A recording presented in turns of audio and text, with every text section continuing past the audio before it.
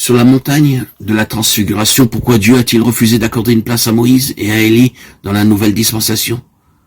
Qu'est-ce que la loi? Que sont les prophètes? Qui est Christ? Qu'est-ce que la loi? La loi est un ensemble de règles et d'ordonnances qui montrent aux hommes ce qui est juste et ce qui ne l'est pas.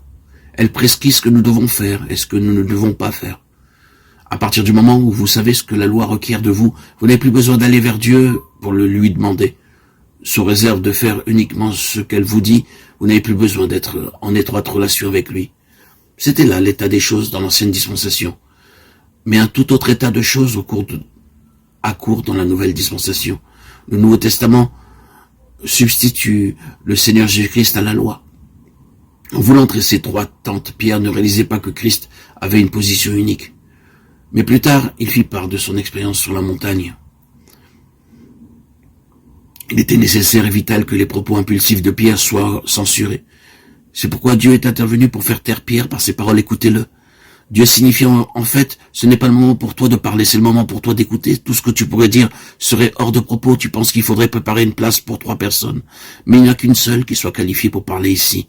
Dieu n'a pas dit écoutez-les, il a dit écoutez-le. Nous vous avons fait connaître la puissance et l'avènement de notre Seigneur Jésus-Christ, mais c'est comme ayant vu sa majesté de nos propres yeux.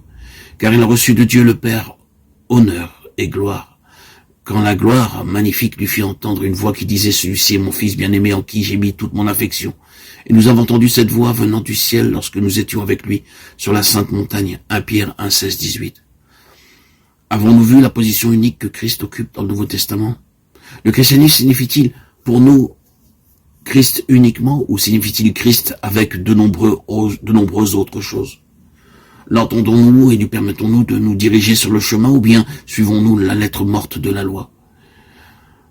La question n'est pas de savoir ce que la lettre de la loi a à nous dire, mais que nous dit le Seigneur vivant qui demeure en nous. Hélas, la tendance des chrétiens est encore très partisane de la loi. Parce que nous pouvons être en règle dans le domaine des exigences externes de la loi sans avoir besoin de préserver une relation intime avec le Seigneur. Nous pouvons acquérir une certaine sagesse en observant les exigences de la loi et cependant ignorer celles du Nouveau Testament qui nous incite à connaître celui qui est la sagesse de Dieu. 1 Corinthiens 1, 24. Celui qui s'appelle la sagesse déclare « Heureux l'homme qui m'écoute, qui veille chaque jour à mes portes et qui en garde les poteaux. » Nous ne pouvons vivre dans la vie chrétienne en dehors d'une étroite relation avec le Christ vivant. La loi, avec ses ordonnances concernant le bien et le mal, ne peut pas satisfaire les exigences du Nouveau Testament.